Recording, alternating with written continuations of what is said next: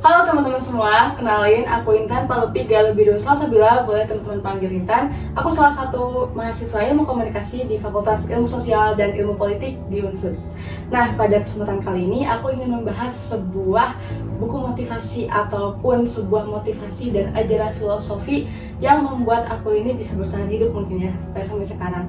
Ya mungkin ini bakalan jadi based on true story sih.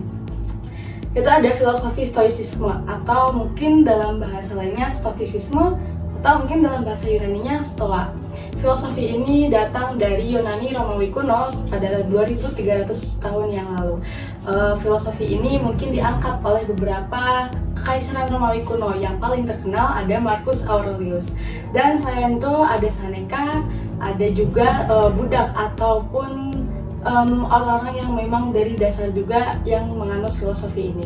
Selain itu, filosofi ini adalah sebuah filosofi yang menekankan dikaiosne atau kebajikan. Menurut Stoicisme, motivasi ini datang dari pencarian kebajikan, bukan dari pengumpulan kekayaan ataupun kekuasaan. Dari cara mengembangkan diri dan mengenali diri sendiri dan pengendalian diri atau menjadi manusia sebagaimana seharusnya dan hidup selaras dengan alam adalah salah satu tujuan utama dari mempelajari Stoicisme atau sering kita sebut Stoa ini. Nah, dalam bahasa Indonesia juga terdapat buku yang sangat-sangat populer. Mungkin teman-teman semua udah tahu buku karyanya Henry Manampiring, yaitu Filosofi Teras yang ada di sini. Dan buku ini adalah salah satu buku pertama yang aku pelajari tentang filosofi Stoa ini. Mengapa filosofi teras ini diangkat sebagai judul buku? Kenapa tidak filosofi stoik? Karena Henry Manampiring ini ingin mengenalkan sebuah orang yang mencetuskan filosofi Stoa ini kepada masyarakat bahwa dulu ini di 2300 tahun yang lalu ada sebuah budak yang memang mengajarkan filosofi teras ataupun filosofi Stoa ini di pelataran-pelataran ataupun di tempat-tempat teras-teras yang besar yang digunakan untuk berdagang maupun pertemuan-pertemuan besar di 2300 tahun yang lalu. Nah, selain itu, filosofi Stoicisme juga mengajarkan konsep amor fati ataupun cinta akan takdir. Ini dimana orang-orang akan menerima apapun yang datang ke kehidupan kita, baik kebahagiaan, kekhawatiran, kesedihan, maupun hal-hal yang menyakitkan sekaligus. Nah, kita dapat memfokuskan energi kita pada hal-hal yang dapat kita kendalikan seperti sikap ataupun tindakan kita sendiri. Selain itu, Stoicisme juga menekankan tentang pentingnya apatheia ataupun ketenangan batin. Meskipun sering kali disalahpahami sebagai keadaan tanpa perasaan, namun ketenangan batin di sini adalah sebuah mengelola emosi yang tidak meluapkannya dengan secara berlebihan. Mungkin apatheia di sini bisa disebut sebagai pengendalian emosi.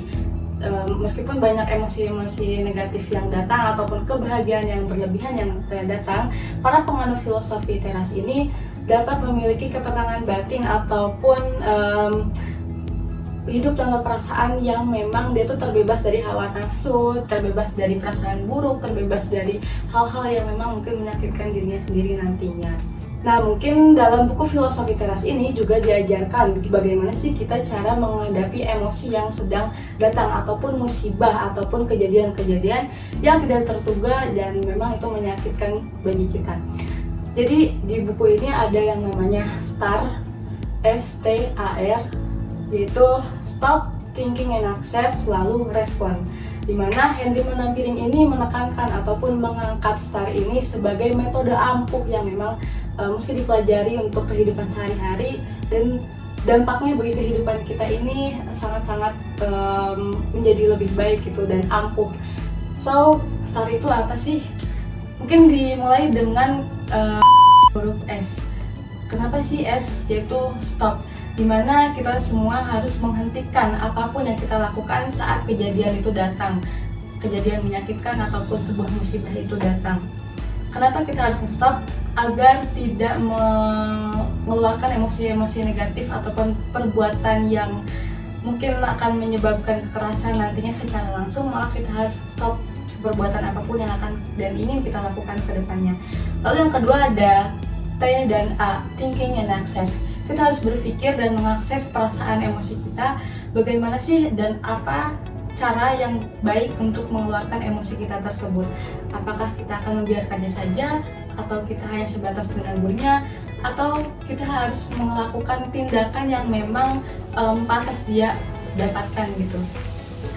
Hal ini melatih aku juga untuk dapat mengeluarkan emosi secara baik dan juga secara tidak menggebu-gebu.